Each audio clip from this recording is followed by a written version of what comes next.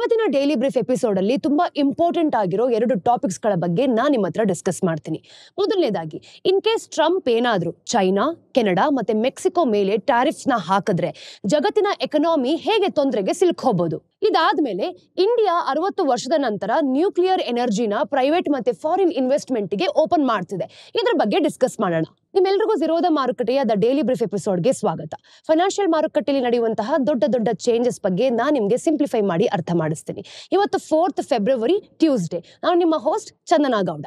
ನೀವೇನಾದ್ರೂ ನಮ್ಮ ಕಾರ್ಯಕ್ರಮವನ್ನ ಕೇಳಬೇಕು ಅಂತ ಅನ್ಕೊಂಡಿದ್ರೆ ಆಪಲ್ ಮತ್ತೆ ಸ್ಪಾಟಿಫೈ ಪಾಡ್ಕಾಸ್ಟ್ ಅಲ್ಲಿ ಕೇಳಬಹುದು. ಒಂದ್ ವಿಷಯ ನೆನಪಿರ್ಲಿ, ಯಾವುದೇ ರೀತಿಯಾದಂತಹ ಸ್ಪ್ಯಾಮ್ ಮಾಡ್ತಿಲ್ಲ. ಪ್ರತಿಯೊಂದು ಲಿಂಕ್ ಸಹ ಕಮೆಂಟ್ ಸೆಕ್ಷನ್ ಅಲ್ಲಿ ಅವೈಲೇಬಲ್ ಇದೆ. ಬನ್ನಿ ಕಾರ್ಯಕ್ರಮವನ್ನ ಶುರು ಮಾಡೋಣ. ಟ್ರಂಪ್ ಜಗತ್ತಿನ ಎಕನಾಮಿಗೆ ಒಂದು ಪೆಟ್ಟನ್ನ ಕೊಡ್ತಿದ್ದಾರೆ. ಡೊನಾಲ್ಡ್ ಟ್ರಂಪ್ ಎಲೆಕ್ಟ್ರಲ್ ಕ್ಯಾಂಪೇನ್ ನಲ್ಲಿ ಟ್ಯಾರಿಫ್ಸ್ ಬಗ್ಗೆ ಜಾಸ್ತಿ ಮಾತಾಡ್ತಿದ್ರು. ಅವರು ಪ್ರೆಸಿಡೆಂಟ್ ಆಗಿ 2 ವಾರದಲ್ಲಿ ಆ ಪ್ರಾಮಿಸ್ ಅನ್ನು ಕೂಡ ಮಾಡಿದ್ದಾರೆ. ಈ ಹೊಸ ಟ್ಯಾರಿಫ್ಸ್ US ನ 43% ಇಂಪೋರ್ಟ್ ಏನಿದೆ ಗೊತ್ತಾ, ಅದನ್ನ ಕವರ್ ಮಾಡುತ್ತೆ. ಅಂದ್ರೆ ಸುಮಾರು $1.3 ಟ್ರಿಲಿಯನ್ ನಷ್ಟು ವಸ್ತುಗಳು. ಡಾಯ್ಶ್ ಬ್ಯಾಂಕ್ ಪ್ರಕಾರ US ಟ್ಯಾರಿಫ್ಸ್ ನ ಕಳೆದ ಕೆಲವು ದಿನಗಳಲ್ಲಿ ಜಾಸ್ತಿ ಮಾಡಿರೋದು.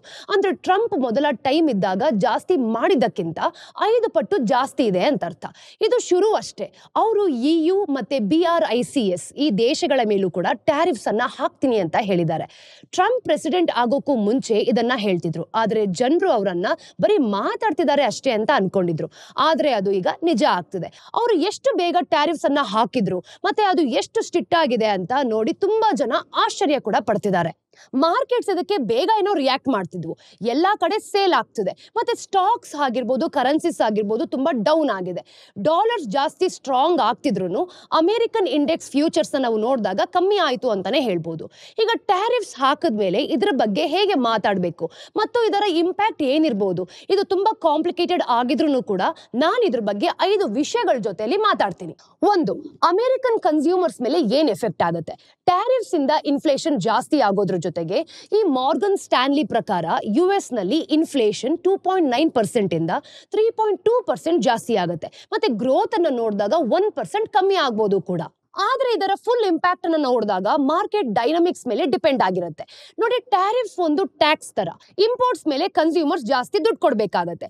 ನೀವು ಬಿಸ್ಕೆಟ್ ಪ್ಯಾಕೆಟ್ಗೆ GST ಕೊಡ್ತಿರಲ್ಲ, ಅದೇ ತರ ಇದನ್ನು ಕೂಡ. ಆದ್ರೆ ಇದು ಪ್ರೈಸಸ್ ಮೇಲೆ ಹೇಗೆ ಎಫೆಕ್ಟ್ ಮಾಡುತ್ತೆ ಅಂತ ಹೇಳೋದಕ್ಕೆ ಕಷ್ಟ ಅಂತ ಹೇಳ್ಬೋದು. ಒಂದು ಟ್ಯಾರಿಫ್ ಒಂದು ಪ್ರಾಡಕ್ಟ್ಗೆ ಬಿದ್ರೆ 3 ಸಿನಾರಿಯೋಸ್ ಕೂಡ ಆಗ್ಬೋದು. 1, ಟ್ಯಾರಿಫ್ಸ್ ಇಲ್ಲದೆ ಇರೋ ಬೇರೆ ದೇಶದ ಸಪ್ಲೈಯರ್ಸ್ ಮುಂದೆ ಬರ್ತಾರೆ. US ಬೇರೆ ಕಡೆಯಿಂದ ಆ ಪ್ರಾಡಕ್ಟ್ ನ ಇಂಪೋರ್ಟ್ ಮಾಡ್ತಾರೆ ಅಂತ ಅನ್ಕೊಳ್ಳೋಣ. ಹಳೆ ಎಕ್ಸ್ಪೋರ್ಟರ್ಸ್ನು ಕೂಡ ಸರಿ ಹೋಗೋದಕ್ಕೆ ಟ್ರೈ ಮಾಡ್ತಾರೆ. ಆದ್ರೆ US ಇನ್ನು ಡೆಫಿಸಿಟ್ ನಲ್ಲಿ ಇರತ್ತೆ ನೋಡಿ. 2ನೇದು, ಅಮೆರಿಕನ್ ಕಂಪನೀಸ್ ಯಾರೆಲ್ಲ ಇರ್ತಾರೆ ಅವರು ಇಂಪೋರ್ಟೆಡ್ ಪ್ರಾಡಕ್ಟ್ಸ್ ಮೇಲೆ ಸೇಲ್ ಮಾಡೋದಕ್ಕೆ ಜಾಸ್ತಿ ದುಡ್ಡನ್ನ ಕೊಡ್ತಾರೆ. ಆದ್ರೆ ಅವರು ಪ್ರೈಸಸ್ ನ ಜಾಸ್ತಿ ಮಾಡೋಕೆ ಆಗಲ್ಲ. ಆಗ ಅಮೆರಿಕನ್ ಇಂಪೋರ್ಟರ್ಸ್ ಯಾರೆಲ್ಲ ಇರ್ತಾರೆ ಟ್ಯಾರಿಫ್ ಕಾಸ್ಟ್ ನ ಅವರು ಮಾರ್ಜಿನ್ಸ್ ಇಂದ ಕವರ್ ಮಾಡ್ಬೇಕಾಗತ್ತೆ. 3ನೇದು, ಕಾಸ್ಟ್ ಎಫೆಕ್ಟಿವ್ ಆಲ್ಟರ್ನೇಟಿವ್ಸ್ ಇಲ್ಲ ಅಂದ್ರೆ ಈ ಎಕ್ಸ್ಪೋರ್ಟರ್ಸ್ ಪ್ರೈಸ್ ಕಂಟ್ರೋಲ್ ಕೂಡ ಮಾಡ್ತಾರೆ ಅಂತ ಹೇಳ್ಬೋದು. ಕನ್ಸ್ಯೂಮರ್ಸ್ ಪೂರ್ತಿ ಟ್ಯಾರಿಫ್ ನ ಪೇ ಮಾಡ್ಬೇಕಾಗತ್ತೆ. ನಿಜ ಜೀವನದಲ್ಲಿ ನಾವು ನೋಡಿದಾಗ ಈ 3 ವಿಷಯಗಳು ಕೂಡ ಮಿಕ್ಸ್ ಆಗಿರುತ್ತೆ. ಅದಕ್ಕೆ ಕೆಲವು ವಸ್ತುಗಳ ಪ್ರೈಸ್ ಇಮಿಡಿಯೇಟ್ಲಿ ಜಾಸ್ತಿ ಆಗತ್ತೆ, ಹಾಗೆ ಕಮ್ಮಿ ಆಗತ್ತೆ. ಇನ್ನು ಕೆಲವು ವಸ್ತುಗಳಿಗೆ ಕಾಲಕ್ರಮೇಣ ಡಿಮ್ಯಾಂಡ್ ಸಹ ಕಮ್ಮಿ ಆಗ್ಬೋದು. 2ನೇದು, ಫಾರೆಕ್ಸ್ ಮಾರ್ಕೆಟ್ಸ್ ಈ ನ್ಯೂಸ್ ನ ಹೇಗೆ ತಗೊಳುತ್ತೆ ಅಂತ ನೋಡೋಣ. ಟ್ಯಾರಿಫ್ಸ್ ಅಷ್ಟೇ ಅಲ್ಲ, ಎಕ್ಸ್ಚೇಂಜ್ ರೇಟ್ ಕೂಡ ಇಂಪೋರ್ಟ್ಸ್ ಪ್ರೈಸ್ ನ ಡಿಸೈಡ್ ಮಾಡುತ್ತೆ. ಇದು ಬೇರೆ ತರ ಆಗ್ಬೋದು. ಉದಾಹರಣೆಗೆ ಇನ್ವೆಸ್ಟರ್ಸ್ ಟ್ಯಾರಿಫ್ಸ್ ನ ನೋಡಿದ್ವಿ ಅಂತಂದ್ರೆ ಅವರು ದುಡ್ಡನ್ನ US ನಲ್ಲಿ ಹಾಕೋಕೆ ಶುರು ಮಾಡ್ತಾರೆ ಅಂತ ಅನ್ಕೊಳ್ಳೋಣ. ಇದರಿಂದ US ಡಾಲರ್ ಬೆಲೆ ಜಾಸ್ತಿ ಆಗ್ಬೋದು. ಟ್ರಂಪ್ ಟ್ಯಾರಿಫ್ಸ್ ನ ಅನೌನ್ಸ್ ಮಾಡ್ದಾಗಿಂದಲೂ ಕೂಡ ಮೆಕ್ಸಿಕನ್ ಪೆಸೋ ಮತ್ತೆ ಕೆನಡಿಯನ್ ಡಾಲರ್ US ಡಾಲರ್ ಮುಂದೆ ಕಮ್ಮಿ ಆಗ್ತಿದೆ ಅಂತಾನೆ ಹೇಳ್ಬೋದು. ಹಾಗೆ ಫಾರೆಕ್ಸ್ ರೇಟ್ಸ್ ಚೇಂಜ್ ಏನಾದ್ರೂ ಆದ್ರೆ ಟ್ಯಾರಿಫ್ ನ ಎಫೆಕ್ಟ್ ಸ್ವಲ್ಪ ಕಮ್ಮಿ ಆಗುತ್ತೆ. ಎಕ್ಸ್ಪೋರ್ಟ್ ಮಾಡೋ ದೇಶದ ಕರೆನ್ಸಿ ಡಾಲರ್ ಮುಂದೆ ಕಮ್ಮಿ ಆಯ್ತು ಅಂದ್ರೆ ಎಕ್ಸ್ಪೋರ್ಟರ್ಸ್ಗೆ ಕಮ್ಮಿ ಡಾಲರ್ಸ್ ನ ಕೊಟ್ರೆ ಸಾಕು. ಹಾಗೆ ಟ್ಯಾರಿಫ್ಸ್ ನಿಂದ ಪ್ರಾಡಕ್ಟ್ಸ್ ಬೆಲೆ ಕೂಡ ಜಾಸ್ತಿ ಆದ್ರೂ ಫಾರೆಕ್ಸ್ ರೇಟ್ಸ್ ಏನಿರುತ್ತೆ ಗೊತ್ತಾ, ಇದರಿಂದ ಬೆಲೆ ಕಮ್ಮಿನೂ ಕೂಡ ಆಗ್ಬಹುದು. ಬೇಸಿಕಲಿ ಇಂಪೋರ್ಟ್ಸ್ ಮೇಲೆ ಡಿಪೆಂಡ್ ಆಗಿರುವಂತಹ ದೇಶಗಳು ಅವರ ಕರೆನ್ಸಿ ಕಮ್ಮಿ ಆಗೋದನ್ನ ತಡೆಯೋದಕ್ಕೆ ಟ್ರೈ ಮಾಡ್ತಾರೆ. ಅದಕ್ಕೆ ಅವ್ರು ಏನ್ ಮಾಡ್ತಾರೆ, ಫಾರೆಕ್ಸ್ ರಿಸರ್ವ್ಸ್ ನ ಸೇಲ್ ಮಾಡ್ತಾರೆ. ಇದರಿಂದ US ಡಾಲರ್ಸ್ ಅಸೆಟ್ಸ್ ನ ನಾವು ನೋಡಿದಾಗ ಇದ್ರ ಬೆಲೆ ಸಹ ಕಮ್ಮಿ ಆಗ್ಬಹುದು. ಇವೆಲ್ಲ ವಿಷಯಗಳು ಕೂಡ ಒಂದೇ ಟೈಮ್ ನಲ್ಲಿ ನಡೆಯುತ್ತೆ. ಇದರಿಂದ ಡಾಲರ್ಗೆ ಒಂದು ಕಷ್ಟದ ಪರಿಸ್ಥಿತಿ ಬರುತ್ತೆ ಅಂತಾನೆ ಹೇಳ್ಬೋದು. ಡಾಲರ್ ಎಲ್ಲಿಗೆ ಹೋಗುತ್ತೆ ಅಂತ ಯಾರು ಕೂಡ ಹೇಳೋಕ್ಕಾಗಲ್ಲ. ಆದ್ರೆ ಮುಂದೆ ವಾಲಿಟಿಲಿಟಿ ಜಾಸ್ತಿ ಇರುತ್ತೆ ಖಂಡಿತವಾಗ್ಲು. ಮೂರು ಬೇರೆ ದೇಶಗಳು ಹೇಗೆ ರಿಯಾಕ್ಟ್ ಮಾಡ್ತಾರೆ ಅಂತ ನೋಡೋಣ. ಅಮೆರಿಕ ಮಾಡೋದು ಸರಿ ಇಲ್ಲ ಅಂತ ಬೇರೆ ದೇಶಗಳು ಸುಮ್ಮನೆ ಅಂತೂ ಖಂಡಿತವಾಗ್ಲೂ ಇರಲ್ಲ. ಟ್ಯಾರಿಫ್ಸ್ಗೆ ಅವರು ಬೇರೆ ತರನೇ ರಿಯಾಕ್ಟ್ ಮಾಡುವಂತಹ ಚಾನ್ಸಸ್ಗಳಿರತ್ತೆ. ಯಾವುದೇ ದೇಶಕ್ಕೆ ನೀವು ಇಮಿಡಿಯೇಟ್ಲಿ ಟ್ಯಾರಿಫ್ಸ್ ಹಾಕ್ತೀರಾ ಅಂತ ಅನ್ಕೊಳ್ಳಿ, ಅವರು ಮೂರು ತರ ರಿಯಾಕ್ಟ್ ಮಾಡ್ಬೋದು.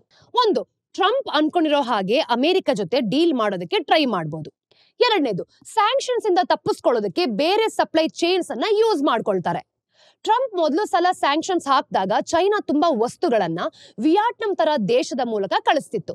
ಇದರಿಂದ ಅಮೆರಿಕ ರೂಲ್ಸ್ ನ ಅವಾಗವಾಗ ಚೇಂಜ್ ಮಾಡ್ತಾ ಇರಬೇಕಾಗಿತ್ತು. ಮೂರನೇದು, ಅವರು ಫೈಟ್ ಬ್ಯಾಕ್ ಸಹ ಮಾಡಬಹುದು. ಅಮೆರಿಕ ಕೂಡ ಗೂಡ್ಸ್ ಎಕ್ಸ್ಪೋರ್ಟ್ ಮಾಡತ್ತೆ ಅಂತ ಹೇಳ್ಬೋದು. ಮತ್ತೆ ಅದರ ಎಕ್ಸ್ಪೋರ್ಟರ್ಸ್ ಬೇರೆ ದೇಶಗಳ ಮೇಲೆ ಡಿಪೆಂಡ್ ಆಗಿರ್ತಾರೆ. ಇಲ್ಲಿ ನೋಡಿ, ಅಮೆರಿಕ ಏನಾದ್ರೂ ಬೇರೆ ದೇಶದ ಎಕ್ಸ್ಪೋರ್ಟ್ಸ್ಗೆ ತೊಂದರೆ ಮಾಡ್ತು ಅಂದ್ರೆ ಬೇರೆ ದೇಶದವರು ಅಮೆರಿಕನ ಎಕ್ಸ್ಪೋರ್ಟ್ಗೂ ಸಹ ತೊಂದರೆ ಮಾಡ್ಬೋದು. ಇವೆಂಚುಲಿ ಇದು ಪಾಸಿಬಲ್ ಇದೆ. ಇದರಿಂದ ಟ್ರೇಡ್ ವಾರ್ ಶುರು ಆಗುತ್ತೆ. ದೇಶಗಳು ಏನ್ ಮಾಡ್ತಾರೆ, ಅವರ ಜನರ ಜೀವನ ಇಂಪ್ರೂವ್ ಮಾಡೋ ಬದಲು ಒಂದಕ್ಕೊಂದು ತೊಂದರೆ ಮಾಡೋದಕ್ಕೆ ಶುರು ಮಾಡ್ಕೊಳ್ತಾರೆ. ಕೆನಡಾ ಆಲ್ರೆಡಿ ಮೂರನೇ ದಾರಿಯನ್ನ ಚೂಸ್ ಮಾಡಿದೆ. ಅವರು ಅಮೆರಿಕನ್ ಇಂಪೋರ್ಟ್ಸ್ ಮೇಲೆ 25% ಟ್ಯಾರಿಫ್ಸ್ ಅನ್ನ ಹಾಕ್ತಿದ್ದಾರೆ. ಮತ್ತೆ 21 ದಿನ ಆದ್ಮೇಲೆ ಇನ್ನೊಂದು $125 ಬಿಲಿಯನ್ ಕೆನಡಿಯನ್ ಡಾಲರ್ಸ್ ನಷ್ಟು ಟ್ಯಾರಿಫ್ಸ್ ಅನ್ನ ಹಾಕೋದಕ್ಕೂ ಸಹ ಪ್ಲಾನ್ ಮಾಡ್ತಿದ್ದಾರೆ.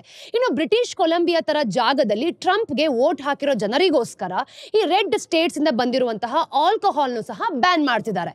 ಮೆಕ್ಸಿಕೋ ಮತ್ತೆ ಚೈನಾ ಇನ್ನು ಏನ್ ಮಾಡ್ಬೇಕು ಅಂತಾನು ಕೂಡ ಯೋಚನೆ ಮಾಡ್ತಿದ್ದಾರೆ ಅಂತ ಹೇಳ್ಬೋದು. ಈ ವಿಷಯಗಳು ಇಲ್ಲಿಗೆ ನಿಲ್ಲುತ್ತೆ ಅಂತ ಹೇಳೋದಕ್ಕೆ ಖಂಡಿತವಾಗ್ಲೂ ಸಾಧ್ಯ ಇಲ್ಲ. ಟ್ರಂಪ್ ಟ್ಯಾರಿಫ್ ನ ಜಾಸ್ತಿ ಮಾಡಬಹುದು ಅಂತ ಆಲ್ರೆಡಿ ಹೇಳಿದ್ದಾರೆ. ಬೇರೆ ದೇಶಗಳು ಕೂಡ ಅದೇ ತರ ಮಾಡಿದ್ರೆ ಜಗತ್ತು ತೊಂದರೆಗೆ ಸಿಕ್ಕಾಕೊಳ್ಳುತ್ತೆ. ಇದರಿಂದ ಯಾರಿಗೆ ಹೆಲ್ಪ್ ಆಗಲ್ಲ, ಆದ್ರೆ ಬಿಸ್ನೆಸ್ಗೆ ತುಂಬಾ ತೊಂದರೆ ಆಗತ್ತೆ. ಒಂದ್ ಅಂದಾಜ್ ಪ್ರಕಾರ ಈ ತರ ಏನಾದ್ರೂ ಆದ್ರೆ ಗ್ಲೋಬಲ್ GDP 2% ಕಮ್ಮಿ ಆಗ್ಬೋದು. ಜಾಸ್ತಿ ಇಂಪೋರ್ಟ್ ಮಾಡೋ ದೇಶಗಳಿಗೆ ಇದರಿಂದ ಖಂಡಿತವಾಗ್ಲೂ ತೊಂದರೆ ಆಗತ್ತೆ. 4, US ಏನಾದ್ರೂ ಮ್ಯಾನುಫ್ಯಾಕ್ಚರಿಂಗ್ ನ ವಾಪಸ್ ತಗೊಂಡ್ ಬರತ್ತಾ? ಟ್ರಂಪ್ ಈ ಟ್ರೇಡ್ ವಾರ್ ಇಂದ ಮ್ಯಾನುಫ್ಯಾಕ್ಚರಿಂಗ್ ಜಾಬ್ಸ್ ನ ಅಮೆರಿಕಾಗೆ ವಾಪಸ್ ತರಬೇಕು ಅಂತ ಇದ್ದಾರೆ. ಆದ್ರೆ ಅದಷ್ಟು ಸುಲಭ ಅಲ್ಲ ನೋಡಿ. ಫಸ್ಟ್, ಇಂಟರ್ನ್ಯಾಷನಲ್ ಟ್ರೇಡ್ ವಿಚಿತ್ರವಾಗಿ ವರ್ಕ್ ಮಾಡುತ್ತೆ ಅಂತಾನೆ ಹೇಳ್ಬೋದು. ಲರ್ನರ್ ಸಿಮೆಟ್ರಿ ಥಿಯರಂ ಪ್ರಕಾರ ಒಂದು ದೇಶದ ಇಂಪೋರ್ಟ್ಸ್ ಅದರ ಎಕ್ಸ್ಪೋರ್ಟ್ಸ್ಗೆ ಸರಿಸಮಾನವಾಗಿ ಇರುತ್ತೆ. ಟ್ರೇಡ್ ವಾರ್ ಇಂದ ಇಂಪೋರ್ಟ್ಸ್ ಏನಾದ್ರೂ ಕಮ್ಮಿ ಆದ್ರೆ ಅಮೆರಿಕನ್ ಎಕ್ಸ್ಪೋರ್ಟ್ ಇಂಡಸ್ಟ್ರೀಸ್ಗೂ ಸಹ ತುಂಬಾನೇ ತೊಂದರೆ ಆಗ್ಬೋದು. ಎರಡನೇದಾಗಿ, ಈ ಟ್ಯಾರಿಫ್ಸ್ ಇಂದ ಅಮೆರಿಕನ್ ಸಪ್ಲೈ ಚೈನ್ಸ್ ಹಾಳಾಗೋದ್ರ ಜೊತೆಗೆ ಅಮೆರಿಕನ್ ಮ್ಯಾನುಫ್ಯಾಕ್ಚರಿಂಗೂ ಸಹ ತೊಂದರೆ ಆಗುತ್ತೆ. Basically US refineries Canadian crude oil ನ ಯೂಸ್ ಮಾಡೋ ತರ ಡಿಸೈನ್ ಮಾಡ್ತಿದ್ದಾರೆ. ಅವರು ಬೇರೆ ಆಯಿಲ್ ನ ಬೇಗ ಯೂಸ್ ಮಾಡೋದಕ್ಕೆ ಖಂಡಿತವಾಗ್ಲೂ ಆಗೋದಿಲ್ಲ. ಈ ಕೆನಡಿಯನ್ ಕ್ರೂಡ್ ಆಯಿಲ್ ಮೇಲೆ ಟ್ಯಾರಿಫ್ಸ್ ಹಾಕೋದ್ರಿಂದ ಈ ರಿಫೈನರ್ಸ್ಗೂ ಸಹ ತೊಂದರೆ ಆಗತ್ತೆ. ಆಟೋಮೊಬೈಲ್ಸ್, ಫಾರ್ಮಾಸ್ಯೂಟಿಕಲ್ ಮತ್ತೆ ಅಗ್ರಿಕಲ್ಚರ್ ಇಂಡಸ್ಟ್ರೀಸ್ಗೂ ಸಹ ಇದೇ ರೀತಿ ತೊಂದರೆ ಆಗತ್ತೆ ನೋಡಿ. ಮೂರನೇದಾಗಿ, ಅಮೆರಿಕ ಬರೀ ಮ್ಯಾನುಫ್ಯಾಕ್ಚರಿಂಗ್ ಜಾಬ್ಸ್ ನ ವಾಪಸ್ ತರೋದಕ್ಕೆ ಇಷ್ಟಪಡ್ತಿದ್ಯಾ ಅಂತ ನಾವು ನೋಡೋದು ಖಂಡಿತವಾಗ್ಲೂ important. American manufacturing free trade policies ಇಂದ ಕಮ್ಮಿ ಆಯ್ತು ಅಂತ ಕೆಲವರು ಹೇಳ್ತಾ ಇದ್ದಾರೆ.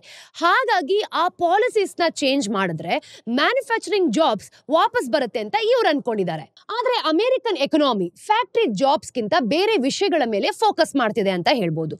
ಮ್ಯಾನುಫ್ಯಾಕ್ಚರಿಂಗ್ ಅಂತ ಅಂದ್ರೆ ಕಮ್ಮಿ ಸಂಬಳದಲ್ಲಿ ಕೆಲಸ ಮಾಡೋ ಜನರು ಜಾಸ್ತಿ ಇರೋ ದೇಶದಲ್ಲಿ ಚೆನ್ನಾಗಿರತ್ತೆ ಅಂತ ಅರ್ಥ. ಈಗ ಅಮೆರಿಕನ್ ವರ್ಕ್ ಫೋರ್ಸ್ಗೆ ಅದು ಸರಿ ಹೋಗಲ್ಲ.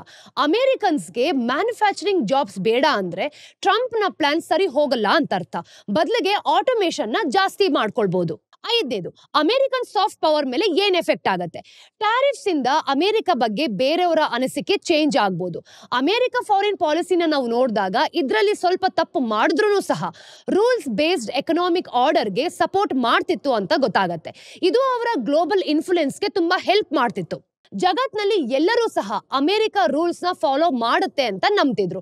ಅದಕ್ಕೆ ತುಂಬಾ ದೇಶಗಳು US ಜೊತೆ ಟ್ರೇಡ್ ಮಾಡೋದಕ್ಕೂ ಸಹ ಇಷ್ಟಪಡ್ತಿದ್ರು. ಇದು ಅಮೆರಿಕ ಪವರ್ಗೆ ತುಂಬಾ ಇಂಪಾರ್ಟೆಂಟ್ ಅಂತ ಹೇಳ್ಬೋದು. ಏಷ್ಯನ್ ಫೈನಾನ್ಷಿಯಲ್ ಕ್ರೈಸಿಸ್ ಟೈಮ್ ಅಲ್ಲಿ ನಾವು ನೋಡಿದಾಗ ಇಲ್ಲಿ ತುಂಬಾ ದೇಶಗಳು US ನ ಲೀಡರ್ಶಿಪ್ ನ ಒಪ್ಕೊಳ್ತಿದ್ರು. ಯಾಕೆ ಅಂದ್ರೆ ಅದು ಇಂಟರ್ನ್ಯಾಷನಲ್ ರೂಲ್ಸ್ ನ ಫಾಲೋ ಮಾಡುತ್ತೆ ಅಂತ ತುಂಬಾ ಜನ ನಂಬ್ತಿದ್ರು. ಈ ತರ ಟ್ರಸ್ಟ್ ಅಮೆರಿಕದ ಲೀಡರ್ಶಿಪ್ಗೆ ತುಂಬಾ ಇಂಪಾರ್ಟೆಂಟ್ ಅಂತ ನಮ್ಗೆ ಇಲ್ಲೇ ಗೊತ್ತಾಗುತ್ತೆ ನೋಡಿ. ಆದ್ರೆ ಈಗ ಕಾಲಕ್ರಮೇಣ ಈ ಟ್ರಸ್ಟ್ ಕಮ್ಮಿ ಆಗ್ತಾ ಇದೆ. ಟ್ರಂಪ್ ನ ಹೊಸ tariffs US Mexico Canada agreement USMCA ನ ವೈಲೇಟ್ ಮಾಡ್ತಿದೆ ಅಂತ ಗೊತ್ತಾಗ್ತಿದೆ. ಅಂದ್ರೆ ಅಮೆರಿಕ ಹೇಳೋ ಮಾತನ್ನ ನಂಬೋದಕ್ಕೆ ಆಗಲ್ಲ ಅಂತ ಜನ ಅನ್ಕೊಳ್ತಿದ್ದಾರೆ ನೋಡಿ. ಈ ಟ್ರೇಡ್ ಟ್ರಸ್ಟ್ ಮೇಲೆ ಡಿಪೆಂಡ್ ಆಗಿರುತ್ತೆ. ಅದಕ್ಕೆ ಟ್ರಸ್ಟ್ ಕಮ್ಮಿ ಆದ್ರೆ ತುಂಬಾ ತೊಂದರೆ ಆಗತ್ತೆ. ಟ್ರಂಪ್ಗೆ ಈ ಟ್ಯಾರಿಫ್ಸ್ ಯಾಕೆ ಬೇಕು? ಇದಕ್ಕೆ 2 ಕಾರಣ ಇರಬಹುದು ನೋಡಿ. ಒಂದು, ಅವರು ಲೆವರೇಜ್ ತಗೋಬೇಕು ಅಂತ ಅನ್ಕೊಳ್ತಿದ್ದಾರೆ. 2, ಅವರ ಹಳೆ ವಿಷಯನ ಸರಿ ಮಾಡ್ಕೊಳ್ಳೋದಕ್ಕೆ ನೋಡ್ತಾ ಇದ್ದಾರೆ. ಅಮೆರಿಕನ್ ಮಾರ್ಕೆಟ್ ಒಂದು global cash cow. Trump tariffs ಹಾಕಿ ಬೇರೆ ದೇಶಗಳನ್ನ ತನ್ನ ಕಂಟ್ರೋಲ್ಗೆ ತಗೊಳ್ತೀನಿ ಅಂತ ಅನ್ಕೊಳ್ತಿದ್ದಾರೆ. ಈ ಟ್ರೇಡ್ ಬ್ಯಾಲೆನ್ಸ್ ಮತ್ತೆ ಇಮಿಗ್ರೇಷನ್ ತರ ವಿಷಯಗಳಲ್ಲೂ ಸಹ ಅವರು ತಮ್ಮ ಮಾತು ಕೇಳಬೇಕು ಅಂತ ಟ್ರಂಪ್ ಅನ್ಕೊಳ್ತಾ ಇರೋದು. ಟ್ರಂಪ್ಗೆ ಅಮೆರಿಕದ ಟ್ರೇಡ್ ಡೆಫಿಸಿಟ್ಸ್ ಅಂದ್ರೆ ವ್ಯಾಪಾರ ಕೊರತೆ ಸರಿ ಇಲ್ಲ ಅಂತ ಅನಿಸ್ತಿದೆ.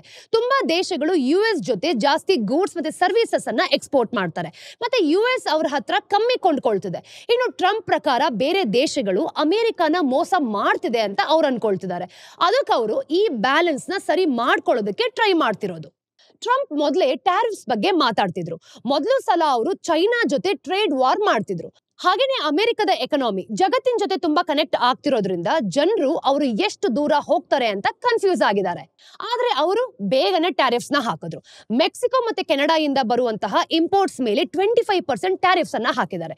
ಕೆನಡಿಯನ್ ಎನರ್ಜಿ ಮೇಲೆ 10% ಟ್ಯಾರಿಫ್ಸ್.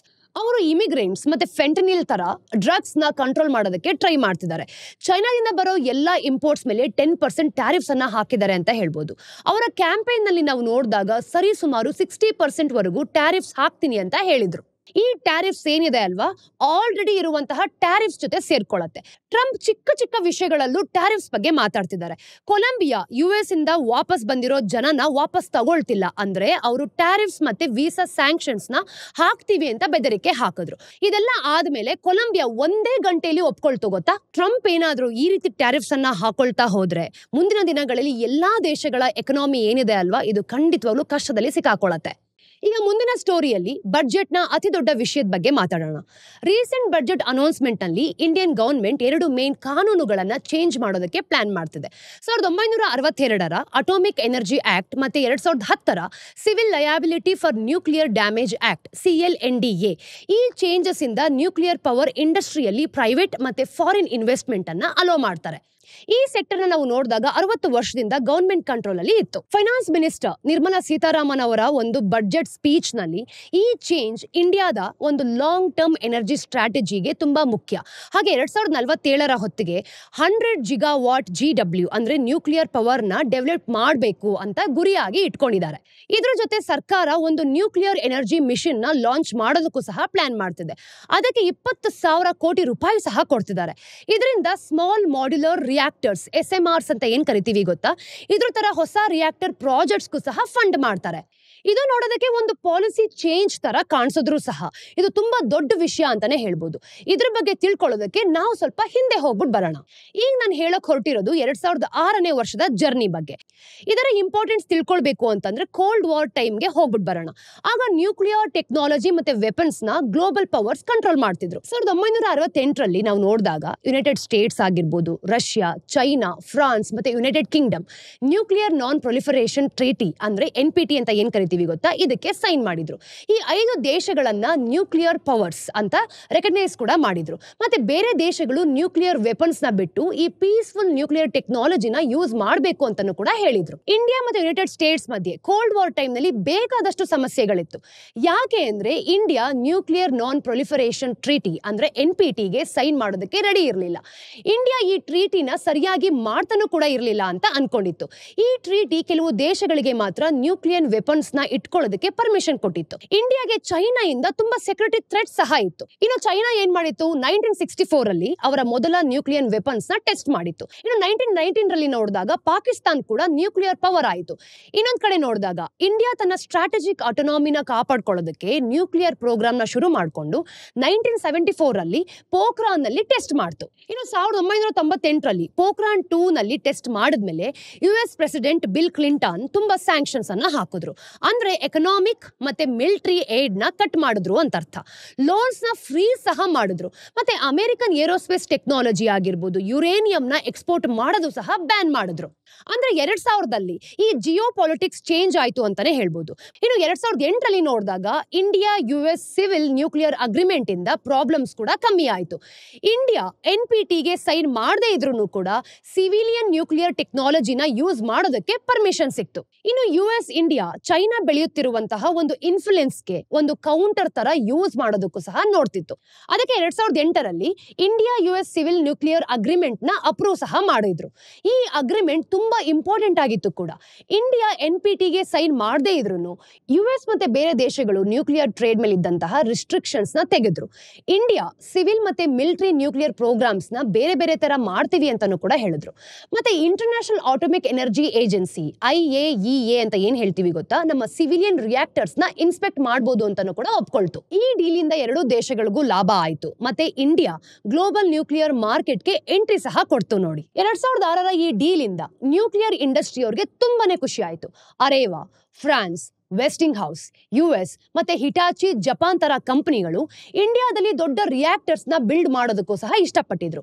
ಇಂಡಿಯಾಗೂ ಕೂಡ ಇದು ತುಂಬಾ ಇಂಪಾರ್ಟೆಂಟ್. ಯಾಕೆ ಅಂದ್ರೆ ಎನರ್ಜಿ ಡಿಮ್ಯಾಂಡ್ ಜಾಸ್ತಿ ಆಗ್ತಿದೆ ಅಂತ. ನಮ್ಮ ಹತ್ರ ಯುರೇನಿಯಂ ರಿಸೋರ್ಸಸ್ ಕಮ್ಮಿ ಇರೋದ್ರಿಂದ ಇಂಟರ್ನ್ಯಾಷನಲ್ ಪಾರ್ಟ್ನರ್ಶಿಪ್ಸ್ ತುಂಬಾನೇ ಮುಖ್ಯ ಆಗಿತ್ತು. ಫ್ಯೂಯಲ್ ಸಪ್ಲೈ ಮತ್ತೆ ಅಡ್ವಾನ್ಸ್ ರಿಯಾಕ್ಟರ್ ಟೆಕ್ನಾಲಜಿಗೆ ಇದು ತುಂಬಾನೇ ಮುಖ್ಯವಾಗಿತ್ತು ನೋಡಿ. ಜಯತ್ಪುರ್ ಮಹಾರಾಷ್ಟ್ರದಲ್ಲಿ ಅರೇವಾ ಮತ್ತೆ ಆಂಧ್ರ ಪ್ರದೇಶದಲ್ಲಿ ವೆಸ್ಟಿಂಗ್ ಹೌಸ್ 6 ರಿಯಾಕ್ಟರ್ಸ್ ನ ಕಟ್ಟೋದಕ್ಕೂ ಸಹ ಪ್ಲಾನ್ ಮಾಡಿದ್ರು. ಇಂಡಿಯಾದ ನ್ಯೂಕ್ಲಿಯರ್ ಫ್ಯೂಚರ್ ನ ನೋಡಿದಾಗ ಸರಿಯಾದ ದಾರಿಗೆ ಬಂದಿದೆ ಅಂತ ಅನ್ಸ್ತಿತ್ತು. ಆಮೇಲೆ ಎಲ್ಲ ಚೇಂಜ್ ಆಯ್ತು. ಆದ್ರೆ ಇಂಡಿಯಾದ ನ್ಯೂಕ್ಲಿಯರ್ ಆಂಬಿಷನ್ ಶುರು ಆಗೋ ಟೈಮ್ ನಲ್ಲಿ 2010ರ civil liability for nuclear damage act CLNDA ಎಲ್ಲಾನು ಕೂಡ ಹಾಳು ಮಾಡ್ತು ಅಂತಾನೆ ಹೇಳ್ಬೋದು. ಇಂಡಿಯನ್ ಲಾ ಮೇಕರ್ಸ್ ಒಂದು ಲಯಬಿಲಿಟಿ ಲಾ ಪ್ರಕಾರ ಡ್ರಾಫ್ಟ್ ಮಾಡಿದ್ರು. ಅದ್ರ ಪ್ರಕಾರ ಆಕ್ಸಿಡೆಂಟ್ ಆದ್ರೆ ನ್ಯೂಕ್ಲಿಯರ್ ಟೆಕ್ನಾಲಜಿ ಮತ್ತೆ ಮೆಟೀರಿಯಲ್ಸ್ ನ ಸಪ್ಲೈ ಮಾಡುವಂತಹ ಕಂಪನಿಗಳು ಕೂಡ ಡ್ಯಾಮೇಜ್ ಗೆ ರೆಸ್ಪಾನ್ಸಿಬಲ್ ಆಗ್ತಿತ್ತು. ಇದರಲ್ಲಿ ಮೇನ್ ಕಾಂಟ್ರವರ್ಷಿಯಲ್ ಪಾರ್ಟ್ ಅಂದ್ರೆ ಕ್ಲಾಸ್ 17B. ಇದ್ರ ಪ್ರಕಾರ NPCIL ಅನ್ನೋ ಒಂದು ಗವರ್ನಮೆಂಟ್ ಕಂಪನಿ ಏನಿದೆ ಅಲ್ವಾ, ಇದು ಸಪ್ಲೈಯರ್ಸ್ ಮಾಡುವಂತಹ ಇಕ್ವಿಪ್ಮೆಂಟ್ ಇಂದ ಏನಾದ್ರೂ ಆಕ್ಸಿಡೆಂಟ್ ಆದ್ರೆ ಕಾಂಪನ್ಸೇಷನ್ ಗಾಗಿ ಕೇಸ್ ಖಂಡಿತವಾಗ್ಲೂ ಹಾಕ್ಬಹುದು. ಇದು ನೋಡೋದಕ್ಕೆ ತುಂಬಾ ವಿಚಿತ್ರವಾಗಿತ್ತು. ಆದ್ರೆ ಇಂಟರ್ನ್ಯಾಷನಲಿ ನಾವು ನೋಡಿದಾಗ ನ್ಯೂಕ್ಲಿಯರ್ ಲಯಬಿಲಿಟಿ ಯಾವಾಗ್ಲೂ ಕೂಡ ಆಪರೇಟರ್ ಮೇಲೆ ಇರುತ್ತೆ. ಈಗ ಸಪ್ಲೈಯರ್ ಮೇಲೆ ಖಂಡಿತವಾಗ್ಲೂ ಇರೋದಿಲ್ಲ.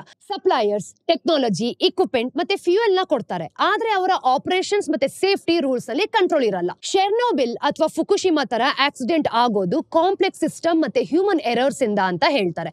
ಬರೀ ಒಂದೇ ಒಂದು ಪಾರ್ಟ್ ಇಂದ ಖಂಡಿತವಾಗ್ಲೂ ಅಲ್ಲ. ಅದಕ್ಕೆ ಅರೇವಾ ಮತ್ತೆ ವೆಸ್ಟಿಂಗ್ ಹೌಸ್ ತರ ಕಂಪನಿಗಳು ಇಂಥ ಸಿಚುವೇಶನ್ ನಲ್ಲಿ ಪ್ರಾಜೆಕ್ಟ್ಸ್ ನ ತಗೊಳ್ಳೋದಕ್ಕೆ ರೆಡಿ ಇರಲಿಲ್ಲ. ಹಾಗೇನೆ ಇಂಡಿಯನ್ ಕೋರ್ಟ್ಸ್ ಅವರನ್ನ $1 ಬಿಲಿಯನ್ ಡ್ಯಾಮೇಜ್ ಗೆ ರೆಸ್ಪಾನ್ಸಿಬಲ್ ಸಹ ಮಾಡಬಹುದು ಅಂತ ಅವ್ರು ತುಂಬಾ ಭಯ ಪಟ್ಟಿದ್ರು. ಈ ಲಾಗೆ ತುಂಬಾ ಕ್ರಿಟಿಸಿಸಮ್ ಇತ್ತು.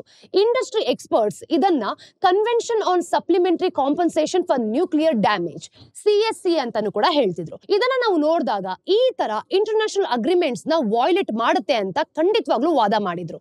ಹಾಗೇನೆ ಸರ್ಕಾರ 2015ರಲ್ಲಿ ಕೆಲವು FAQ ಕೂಡ ರಿಲೀಸ್ ಮಾಡಿ ಸಪ್ಲೈಯರ್ಸ್ ಗೆ ಲಿಮಿಟೆಡ್ ಲಯಬಿಲಿಟಿ ಮಾತ್ರ ಇರುತ್ತೆ ಅಂತ ಕ್ಲಾರಿಫೈ ಮಾಡೋದಕ್ಕೂ ಟ್ರೈ ಮಾಡಿದ್ರು. ಆದ್ರೆ ಈ ಕ್ಲಾರಿಫಿಕೇಶನ್ಸ್ ಗೆ ಲೀಗಲ್ ಫೋರ್ಸ್ ಖಂಡಿತವಾಗ್ಲೂ ಇರಲಿಲ್ಲ.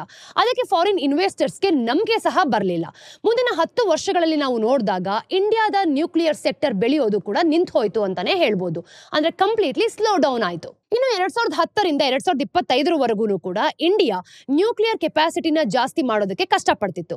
ಅರೇವಾ, ವೆಸ್ಟಿಂಗ್ ಹೌಸ್ ಮತ್ತೆ ಹಿಟಾಚಿ ಜೊತೆಗಿರೋ ಪ್ರಾಜೆಕ್ಟ್ಸ್ ಲೇಟ್ ಆಯ್ತು ಅಥವಾ ಕ್ಯಾನ್ಸಲ್ ಆಯ್ತು ಅಂತಾನೆ ಹೇಳ್ಬೋದು. L&T ಮತ್ತೆ ವಾಲ್ಚಂದ್ ನಗರ್ ಇಂಡಸ್ಟ್ರೀಸ್ ತರ ಒಂದು ಇಂಡಿಯನ್ ಕಂಪನಿಗಳು ಹಳೆ ರಿಯಾಕ್ಟರ್ಸ್ ಗೆ ಇಕ್ವಿಪ್ಮೆಂಟ್ ಅನ್ನ ಕೊಡ್ತಿದ್ರು. ಅವರು ಕೂಡ ಲಯಬಿಲಿಟಿ ಪ್ರಾಬ್ಲಮ್ಸ್ ಇಂದ ವಾಪಸ್ ಹೋದ್ರು. ಇಂಡಿಯಾದ ನ್ಯೂಕ್ಲಿಯರ್ ಎನರ್ಜಿ ಔಟ್ಪುಟ್ ಅನ್ನ ನೋಡಿದಾಗ 8 ಗಿಗಾವಾಟ್ ವರೆಗೂ ಮಾತ್ರ ಇತ್ತು. ಇದು ನಮ್ಮ ಎನರ್ಜಿ ಡಿಮ್ಯಾಂಡ್ಸ್ ಮತ್ತೆ ಕ್ಲೈಮೇಟ್ ಗೋಲ್ಸ್ ಗೆ ಸಾಲದಾಗಿತ್ತು ಅಂತಾನೆ ಹೇಳ್ಬೋದು. ಇನ್ನು ರೀಸೆಂಟ್ ಬಜೆಟ್ ನಲ್ಲಿ ಈ ವಿಷಯ ಚೇಂಜ್ ಮಾಡೋದಕ್ಕೆ ಟ್ರೈ ಮಾಡ್ತಿದ್ದಾರೆ. ಆಟೋಮಿಕ್ ಎನರ್ಜಿ ಆಕ್ಟ್ ಮತ್ತೆ ಸಿವಿಲ್ ಲಯಬಿಲಿಟಿ ಆಕ್ಟ್ ನ ಚೇಂಜ್ ಮಾಡಿ ಪ್ರೈವೇಟ್ ಮತ್ತೆ ಫಾರಿನ್ ಇನ್ವೆಸ್ಟ್ಮೆಂಟ್ ಗೆ ಇರುವಂತಹ ಅಡ್ಡಿಗಳನ್ನ ತೆಗೆಯೋದಕ್ಕೂ ಸಹ ನೋಡ್ತಿದ್ದಾರೆ. ಇದರಲ್ಲಿ ಪ್ರೈವೇಟ್ ಕಂಪನೀಸ್ ನ್ಯೂಕ್ಲಿಯರ್ ರಿಯಾಕ್ಟರ್ಸ್ ನ ಕಟ್ಟೋದು ಮತ್ತೆ ನಡೆಸೋದು ಕೂಡ ಇದೆ ಅಂತಾನೆ ಹೇಳ್ಬೋದು. ಇದು ಇಂಡಿಯಾದ ಹಿಸ್ಟ್ರಿನಲ್ಲಿ ಮೊದಲನೇ ಸಾರಿ. Small modular reactors SMRs develop ಮಾಡೋದಕ್ಕೆ ಜಾಸ್ತಿ ಫೋಕಸ್ ಮಾಡ್ತಿದ್ದಾರೆ. ಯಾಕೆ ಅಂದ್ರೆ ಇದು ಚೀಪ್ ಆಗಿರುತ್ತೆ, ಸೇಫ್ ಮತ್ತೆ ಬೇಗ ಯೂಸ್ ಮಾಡಬಹುದು. ಸರ್ಕಾರ 2033ರ ಒಳಗೆ ಕನಿಷ್ಠ 5 ರಿಯಾಕ್ಟರ್ಸ್ ನ ಆಪರೇಷನಲ್ ಮಾಡೋದಕ್ಕೆ ಪ್ಲಾನ್ ಮಾಡ್ತಿದೆ. ಈ ಇನಿಷಿಯೇಟಿವ್ ಏನಿದೆ ಅಲ್ವಾ, ಇಂಡಿಯಾದ ಎನರ್ಜಿ ಸೆಕ್ಯೂರಿಟೀಸ್ ಮಾತ್ರ ಅಲ್ಲ, ಕ್ಲೈಮೇಟ್ ಕಮಿಟ್ಮೆಂಟ್ಸ್ಗೂ ಸಹ ಹೆಲ್ಪ್ ಮಾಡುತ್ತೆ. ನ್ಯೂಕ್ಲಿಯರ್ ಪವರ್ ಸ್ಟೇಬಲ್ ಆಗೋದ್ರ ಜೊತೆಗೆ ಲೋ ಕಾರ್ಬನ್ ಎಲೆಕ್ಟ್ರಿಸಿಟಿನೂ ಸಹ ಕೊಡುತ್ತೆ ಅಂತ ಹೇಳ್ಬೋದು. ಅದು ಸೋಲಾರ್ ಆಗಿರ್ಬೋದು, ವಿಂಡ್ ತರ ರಿನ್ಯೂವಬಲ್ ಸೋರ್ಸಸ್ಗೆ ಒಂದು ಸಪೋರ್ಟ್ ಸಹ ಕೊಡುತ್ತೆ. ಎಕ್ಸ್ಪರ್ಟ್ಸ್ ಪ್ರಕಾರ 2047ರ ಒಳಗೆ 100 ಗಿಗಾವಾಟ್ ನ್ಯೂಕ್ಲಿಯರ್ ಕೆಪಾಸಿಟಿ ತಲುಪೋದು ಕಷ್ಟ ಆದ್ರೂ ಕೂಡ ಈ ಚೇಂಜಸ್ ಇಂದ ಸಾಧ್ಯವಾಗಬಹುದು ಅಂತ ಎಲ್ಲರೂ ಕೂಡ ಹೇಳ್ತಿದ್ದಾರೆ. ಇವತ್ತಿನ ಟಿಡ್ಬಿಟ್ಸ್. ನಂಬರ್ 1, ಡೇಟಾ ಸೆಕ್ಯೂರಿಟಿ ಪ್ರಾಬ್ಲಮ್ಸ್ ಇಂದ ಬ್ಯಾನ್ ಆಗಿದ್ದಂತಹ ಈ ಶೀಯಿನ್ 5 ವರ್ಷದ ನಂತರ ಇಂಡಿಯಾಗೆ ಮತ್ತೆ ವಾಪಸ್ ಬರ್ತಿದೆ. ರಿಲಯನ್ಸ್ ರಿಟೇಲ್ ಹೊಸ ಆಪ್ ಇಂದ ಫ್ಯಾಷನ್ ಬ್ರಾಂಡ್ಸ್ ನ ವಾಪಸ್ ತರ್ತಿದೆ ಅಂತಾನೆ ಹೇಳ್ಬೋದು. ಸೂಪರ್ ಡ್ರೈ ಮತ್ತೆ ಗ್ಯಾಪ್ ತರ ಬ್ರಾಂಡ್ಸ್ ರಿಲಯನ್ಸ್ ನ ಆಜಿಯೋ ಪ್ಲಾಟ್ಫಾರ್ಮ್ ನಲ್ಲಿ ಇದ್ರೆ ಶೀಯಿನ್ ಸಪರೇಟ್ ಆಪ್ ನಲ್ಲಿ ಇರುತ್ತೆ. ಇಂಡಿಯನ್ ಮಾರ್ಕೆಟ್ ನಲ್ಲಿ ಶೀಯಿನ್ ಗ್ರೋತ್ ಆಗುವಂತಹ ಚಾನ್ಸಸ್ಗಳು ಬೇಕಾದಷ್ಟು ಇದೆ. Number 2, Indian government Indian strategic petroleum reserves limited ISPRL projects ನ ಸೆಕೆಂಡ್ ಫೇಸ್ಗೆ ಕರ್ಕೊಂಡು ಹೋಗೋದಕ್ಕೆ ನೋಡ್ತಿದೆ. ಅಂದ್ರೆ 5,597 ಕೋಟಿ ರೂಪಾಯಿಯನ್ನ ಅಪ್ರೂವ್ ಮಾಡಿದೆ ಅಂತಾನೆ ಹೇಳ್ಬೋದು. ಚಂಡಿಕೋಲ್ನಲ್ಲಿ ಹೊಸ 4 million metric ton MMT reserve ಮತ್ತೆ ಪಾಡೂರ್ನಲ್ಲಿ ಇರುವಂತಹ ರಿಸರ್ವ್ ನ 2.5 MMT ಗೆ ಎಕ್ಸ್ಪ್ಯಾಂಡ್ ಮಾಡ್ತಾರೆ. ಇಂಡಿಯಾದಲ್ಲಿ ಈಗ ವಿಶಾಖಪಟ್ಟಣಂದಲ್ಲಿ 1.33 MMT, ಹಾಗೆ ಮಂಗಳೂರಿನಲ್ಲಿ ನೋಡಿದಾಗ 1.5 MMT ಇದೆ. ಮತ್ತೆ ಪಾಡೂರ್ನಲ್ಲಿ 2.5 MMT ಕ್ರೂಡ್ ರಿಸರ್ವ್ಸ್ ಕೂಡ ಇದೆ ಅಂತ ಹೇಳ್ಬೋದು. ಇದು ಇಂಡಿಯಾದ ಆಯಿಲ್ ಡಿಮ್ಯಾಂಡ್ ನಲ್ಲಿ ನೋಡಿದಾಗ 9.5 ಡೇಸ್ಗೆ ಆಗುವಷ್ಟು ಇದೆ. ಈ ಎಕ್ಸ್ಪ್ಯಾನ್ಷನ್ ಇಂದ ಇಂಡಿಯಾದ ಎನರ್ಜಿ ಸೆಕ್ಯೂರಿಟಿ ಸಹ ಜಾಸ್ತಿ ಆಗುತ್ತೆ. ನಂಬರ್ 3, US, ಕೆನಡಾ ಮತ್ತೆ ಮೆಕ್ಸಿಕೋ ಇಂದ ಬರುವಂತಹ ಇಂಪೋರ್ಟ್ಸ್ ಮೇಲೆ 25% ಮತ್ತೆ ಚೈನಾ ಇಂದ ಬರುವಂತಹ ಇಂಪೋರ್ಟ್ಸ್ ಮೇಲೆ 10% ಟ್ಯಾರಿಫ್ಸ್ ಅನ್ನ ಹಾಕಿದೆ. ಅದಕ್ಕೆ ಕೆನಡಾ $106 ಬಿಲಿಯನ್ ಅಮೆರಿಕನ್ ಇಂಪೋರ್ಟ್ಸ್ ಮೇಲೆ 25% ಟ್ಯಾರಿಫ್ಸ್ ಅನ್ನ ಹಾಕ್ತಿದೆ. ಇನ್ನೊಂದ್ ಕಡೆ ನೋಡಿದಾಗ ಮೆಕ್ಸಿಕೋ ಮತ್ತೆ ಚೈನಾ ಕೂಡ ಕೌಂಟರ್ ಮೆಜರ್ಸ್ ಅನ್ನ ಅನೌನ್ಸ್ ಮಾಡಿದೆ. ಹಾಗೇನೆ ಚೈನಾ ವರ್ಲ್ಡ್ ಟ್ರೇಡ್ ಸೆಂಟರ್ ನಲ್ಲಿ ಒಂದು ಕಂಪ್ಲೇಂಟ್ ಕೂಡ ಫೈಲ್ ಮಾಡಿದೆ ನೋಡಿ. ಸ್ನೇಹಿತರೆ, ಇದು ಇವತ್ತಿನ ಝೀರೋದ ಮಾರುಕಟ್ಟೆಯ ದ ಡೈಲಿ ಬ್ರೀಫ್ ನ ಅಪ್ಡೇಟ್ಸ್. ನಿಮ್ಮೆಲ್ರಿಗೂ ಸಹ ವಿಡಿಯೋ ಇಷ್ಟ ಆಗಿದೆ ಅಂತ ನಾನು ಭಾವಿಸ್ತೀನಿ. ಮತ್ತಷ್ಟು ಅಪ್ಡೇಟ್ಸ್ ಒಂದಿಗೆ ನಾನು ನಿಮಗೆ ಮುಂದಿನ ವಿಡಿಯೋಲಿ ಸಿಗ್ತೀನಿ. ಅಲ್ಲಿ ತನಕ ಟೇಕ್ ಕೇರ್. ನಾನು ನಿಮ್ಮ ಚಂದನ, ಸೈನಿಂಗ್ ಆಫ್.